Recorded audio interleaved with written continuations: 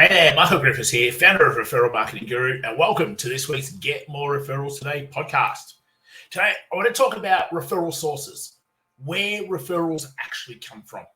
Because for most people, getting referrals is a lifeline of their business, but they don't actually understand either where referrals come from or they don't create these referral sources that they need to create to increase the number of referrals that they get.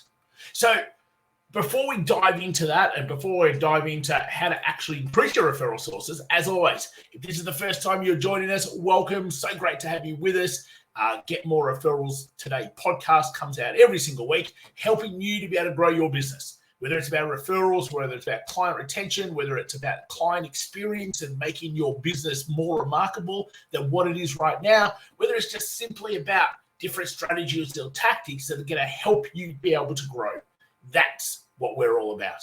So if this is the first time you're with us, make sure you hit that subscribe button on your favorite podcast platform. Follow us on social media, any of your favorite social media platforms we are on, and make sure you subscribe to that YouTube channel as we bring you various ways to be able to grow your business and just make that business just that little bit more profitable, that little bit more impactful. So today I want to dive into referral sources. And I use this word very much on purpose because it is all about where are my referral sources? Not referral partners, not affiliates, they're all bits and pieces of the puzzle. But the actual word we should be using is who is my referral source? So a lot of people will use their clients as a referral source. Brilliant. If your clients love you and your clients are willing to talk about you, then they are a referral source. Other people use their social media platforms as a referral source. They put up things and other people talk about them, other people share them, other people promote them. They are a referral source. Other people use strategic partners, might be the term that they use. In essence, they're just a referral source. So someone who sells to the same people you sell to, but you don't compete with one another. They are a referral source. Other people go to networking events, and because they get to meet people and they build relationships with people, those people become a referral source. So you can see within my thinking that it's very much about who has the ability to be able to bring referrals into your business. And they are known as a referral source. Now, it's not rocket science here. The more referral sources you have, the more referrals you're going to get. It's pretty simple. So where's the problem? Most people don't either understand how to, they don't spend the time doing it, or they're really just throwing mud at the wall hoping that it sticks, rather than actually building out their referral sources and the overall referral program. Just because you've got referral sources doesn't mean they're going to pass referrals to you. You've got to be able to deepen relationships with them. You've got to be able to make it easy for them to be able to refer you. And you've got to be able to find ways that are going to help them. That's completely different to where I want to go to today. Okay? But it's part of the bigger picture. So if we're just thinking today, I'd like to be able to increase my referral sources. I'd like to be able to find more people who might be able to bring me referrals. To me, there's sort of three circles. So let's talk about all three of these circles. You can either use all three, you can use 2 out of 3, you might just start with one. Completely up to you. So circle number 1, and the one I think is the easiest, is being able to find what let's call strategic partners. They are a great referral source. So they are people who sell to the same people you sell to, but you don't compete with one another. So let's just take, for example, we help service professionals build referral programs, increase their client retention with client retention programs, and make their business more remarkable through the customer experience journey. Okay? So what I ask myself is, who else works with service professionals? Because those people have the same sort of clients that we have. They probably offer something completely different to what we do. And therefore, what we could actually do is share each other's networks, share each other's clients, and pass each other business. So as I think about those people, I might think, oh, a bookkeeper will work on the service professional's books. Maybe a HR person works with the service professional's HR. Maybe a different sort of an online marketing person who's around Google pay-per-click or SEO. Completely different area to what we're in. Maybe there's an IT person. So now you start thinking about someone who sells to the same people you sell to and you don't compete with one another. They can be strategic partners.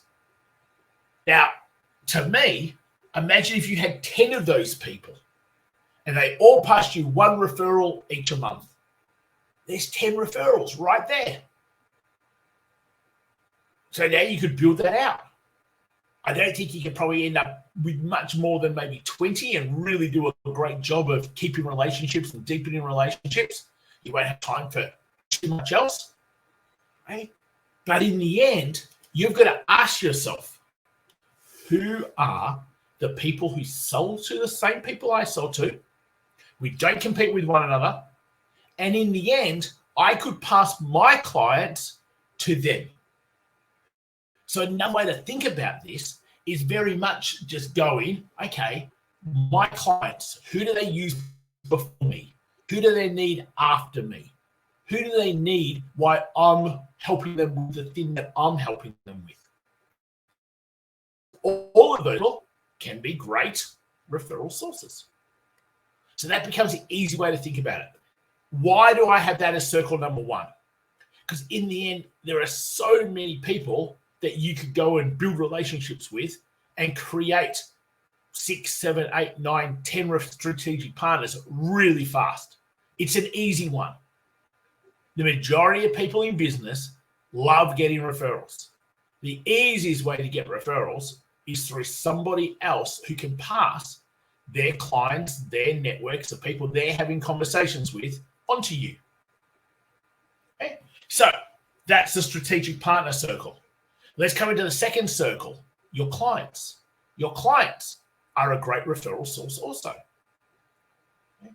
Now, why are clients second? Most people only think of getting referrals from their clients and not from strategic partners. Well, if you don't have many clients, it's going to limit the number of referrals you can get. If you don't like asking your clients because it makes an awkward relationship, then you've got to be able to get over that pretty quickly. But at the same time, it'll limit the number of referrals you can get. So clients, even though they're great because you're already working with them, you've already got good relationships with them, they already understand what you do, how you do it. So there's a whole bunch of internal social proof that they can talk about. Sometimes asking clients for referrals just becomes a little bit awkward. It changes the relationship. So there's an art form in being able to do that. But certainly, circle number two, and another good place as a referral source is obviously your clients. So that first circle was strategic partners. The second circle was clients. And the third circle is what I just call your wider networks. So your networks are everywhere, whether that be across your social media platforms, whether that because you go to networking events, friends, family, the local school community, the sporting club community, wherever there are people, those people are part of your networks. They can know what you do. They can talk about you. And in the end, it becomes a really powerful way by keeping relationships with the people in your networks to be able to get more referrals. Just over the weekend, I had someone who I was talking to. He said, I'm looking for a such and such, just in general conversation. They weren't asking me directly. They were saying, this week I've got to get organized. What was it? It was a moving person. I've got some things that I've got to be able to take from the office back to home, some furniture from the office back to home. So I'm going to have to organize a moving person. They didn't say, Michael, do you happen to know a moving person because I'm going to do this. But as soon as they said, I've got to organize this week, they were just telling me their week ahead. I've got to organize this week. some furniture from the office because we're moving out of the office and bring it back to home, well, I know then that is a great opportunity for me to be able to go, well, in fact, I actually know some really good moving people. Would you like me to connect you up with them? And you can see if they all work out for you. See, when you start listening to your network's conversations, you can easily find ways to be able to pass referrals to other people in your networks, in which case, what do they want to do for you? Pass referrals back. So the more people you have in your networks, now it's nowhere near as structured as with your strategic partners or with your clients. But again, it's a circle that most people don't think about strategically. It's just like, oh, I hope someone talks to me about it.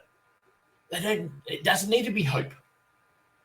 Now, if you're a service business such as like a hairdresser, carpet cleaners, the people who operate within maybe 5-10 kilometre mile radius of wherever your business is, you can absolutely dominate your local area by being able to have strategic partners as a referral source, your clients, and in particular your clients going on to whichever site you use, if it's a Yelp, a Google My Business, social media platforms, to be able to make sure that they're leaving reviews. That's an easy way for clients to be able to help you, because then everybody in their network sees the review that they've left also on that particular platform, especially if it's a social platform. If it's your wider networks, where you want everybody, the other local shops around you, you want the residents, you finish with one house, you want them talking up and down the street. And you think about why real estate agents, they go to some one house, they put up the board so that everyone that drives past it is going to see. Right? They're using that person's wider networks. In this case, their streets and the people who drive past the street. Right? Sometimes you've just got to be thinking, how do I utilize those three circles in particular, have all three of them working for me as referral sources? Honestly, growing a business through referrals is the easiest thing to do. We know it's the cheapest, and we know it's the most effective because it's a transfer of credibility from one person who that person really trusts onto you. So you're getting this glimmer of trust pretty much straight away. Why do people do business with people? Because they have this bond between them. They have this trust between them, which ensures that they can knock away this fear of, will this be the right decision for me? It's the number one thing that stops people from using your business. Am I making a mistake? Will this work out? Is this the right thing for me? Now, if somebody else, not you, somebody else is telling them that, hey, this person's really good at what they do, then instantly it starts to remove some of those little bits of fear. And that's the power that we've got to be able to tap into. That's why referrals will always close at a higher rate. That's why referrals are always stronger for people's businesses.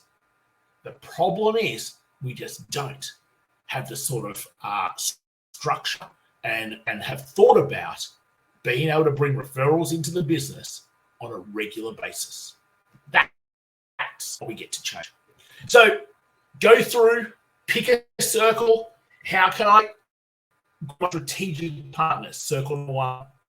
How do I get clients to be able to talk about me more, bring people that they know into our world? Circle number two. And circle number three, how do we use our wider networks?